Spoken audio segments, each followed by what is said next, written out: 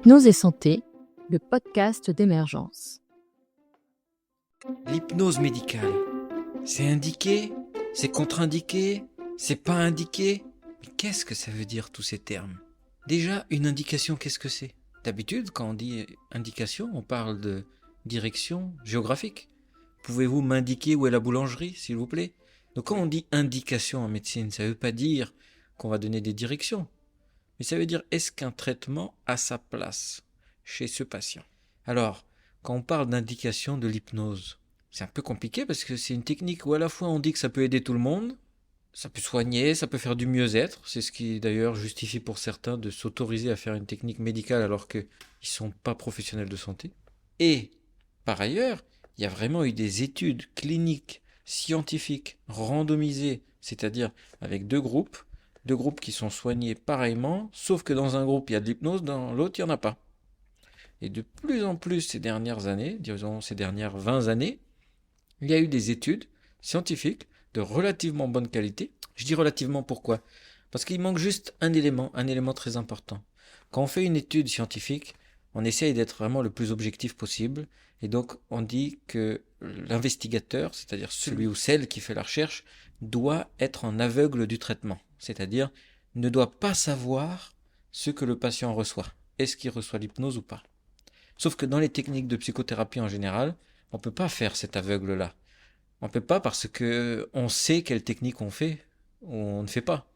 Mais on ne peut pas cacher, comme quand on teste un médicament contre du placebo, qui est une gélule de sucre par exemple, où on ne peut pas savoir visuellement, puisque les deux se ressemblent à l'identique et ont le même poids.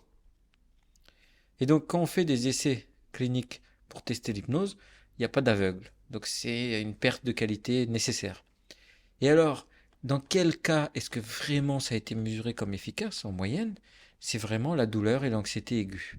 Notamment quand il y a des gestes douloureux, quand il y a des opérations, quand il y a des prélèvements, quand il y a des biopsies.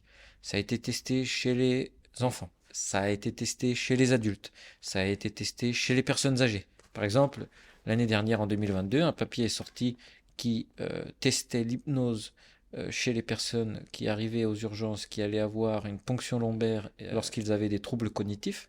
Ils se sont demandé est-ce que ça allait améliorer la perception du geste. Il semblerait que non.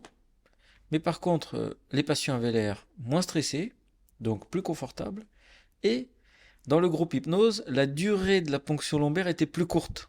Donc c'est intéressant ce genre d'étude, parce qu'en mesurant l'efficacité clinique et en mesurant aussi les autres paramètres, comme la durée du geste, on peut se rendre compte que ça nous permet de mettre de côté une des croyances terribles qui est que l'hypnose nécessite forcément beaucoup de temps. Ben non, pas forcément. La preuve, les gens qui recevaient l'hypnose dans cette étude-là avaient une ponction lombaire qui durait moins longtemps que ceux qui n'avaient pas d'hypnose. Alors, quelles indications ont été retenues ? Le rapport de l'INSERM de 2015 a retenu comme indication principale 1. La douleur et l'anxiété aiguë et 2. Les troubles fonctionnels intestinaux, surtout chez l'enfant. Il y a eu plusieurs études qui ont montré que l'hypnose faisait mieux que le traitement habituel standard dans le traitement des colopathies ou troubles fonctionnels intestinaux chez les enfants. Et qu'en est-il en psychiatrie ? En psychiatrie, il y a une contre-indication habituelle qu'on entend depuis très longtemps dans les formations qui serait que l'hypnose serait contre-indiquée dans la schizophrénie. Mais alors, qu'est-ce qu'une contre-indication ? Une contre-indication, c'est plus que l'inverse d'une indication. C'est de dire que ce n'est pas recommandé. Ce n'est pas du tout recommandé et ce serait même recommandé de ne surtout pas le faire. Un vrai exemple de contre-indication, c'est par exemple quelqu'un qui est en insuffisance cardiaque et qui n'arrive plus à pomper son sang parce que son cœur est fatigué, de le remplir de trop de sérum physiologique salé. Un autre exemple de contre-indication, c'est de donner un médicament à quelqu'un qui est allergique. Un autre exemple de contre-indication, ce serait de donner de l'alprazolam, qui est un anxiolytique, un calmant, si vous voulez, à des gens qui sont en insuffisance au niveau du foie, qui ne marchent plus, ou en insuffisance respiratoire, parce que leurs poumons, à ce moment-là, ont du mal à respirer correctement. Ça, c'est une contre-indication. Et alors, est-ce que la schizophrénie est vraiment une contre-indication pour l'hypnose ? C'est basé sur quoi ? Normalement, on base ce genre de décision sur des faits, sur des études. Quand par exemple on étudie un médicament, on regarde quels sont les bénéfices, de combien s'améliorent les choses et qu'est-ce qui aggrave, qu'est-ce qui génère des problèmes. Le souci, c'est que dans la schizophrénie, il y a eu extrêmement peu d'études pour l'hypnose. J'ai fait une recherche il n'y a pas longtemps sur une des bases de données de référence de la littérature scientifique qui s'appelle PubMed. Et sur PubMed, je n'ai trouvé que 103 résultats en cherchant hypnose et schizophrénie.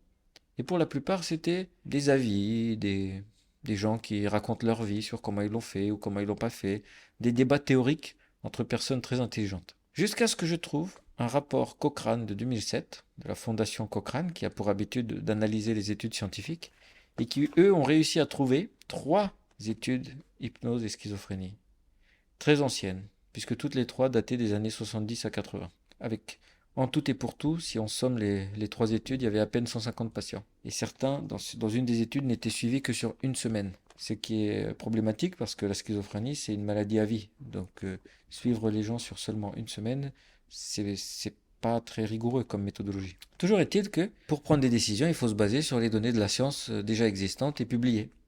Donc, de ces 3 études, avec ces 150 patients en tout, qu'est-ce qu'ils ont pu conclure les critiques de la revue Cochrane ? Bien, ils ont écrit que l'hypnose n'a pas d'efficacité particulièrement démontrée, mais n'a pas non plus de problème de tolérance particulier. Qu'est-ce que ça veut dire ça ? Ça veut dire que proposer à une personne qui souffre de schizophrénie de faire de l'hypnose, c'est plutôt à titre expérimental, vu qu'il n'y a aucun élément pour l'instant pour prouver que ça marche. Potentiellement, ça ne sert strictement à rien. Mais à côté de ça, ça veut dire aussi qu'il n'y a aucune donnée particulièrement publiée sur des soucis associés à l'utilisation de l'hypnose chez ces patients. Ce qui veut dire qu'il n'y a pas non plus de justification scientifique à ce stade à l'interdire non plus.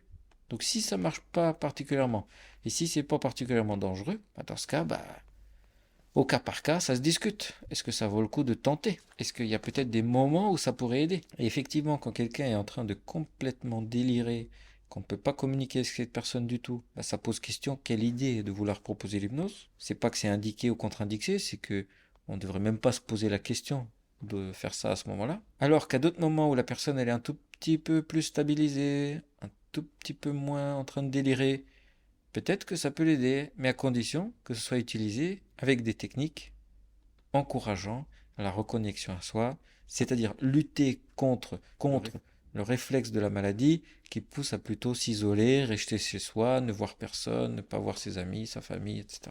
À titre d'exemple, j'aimerais citer le travail du docteur Juliette Grémion qui n'a pas encore publié ses résultats d'une étude qu'elle a fait dans son service auprès d'une trentaine de patients qu'elle suivait, qu'elle connaissait et qui ont pu bénéficier, certains en étant vraiment très contents d'avoir gagné en confort grâce à l'utilisation des techniques issues de l'hypnose, et de la même manière avec une tolérance qui était quand même relativement bonne, il s'est rien passé de grave.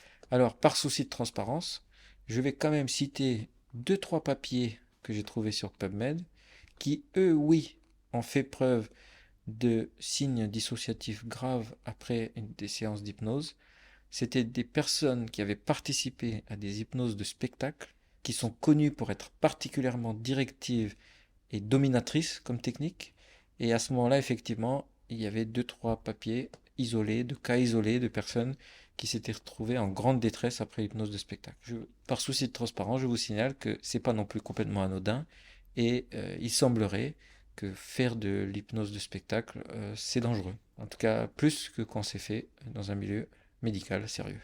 Si certains d'entre vous souhaitent les références précises de ces études, vous pouvez nous contacter pour les récupérer ou aller chercher un des articles en cours de rédaction que nous avons sur le sujet. Voilà, merci, à bientôt. Le podcast Hypnose et Santé est une création Émergence. Pour toute question, nous serons heureux de vous accueillir sur hypnoseaupluriel.com.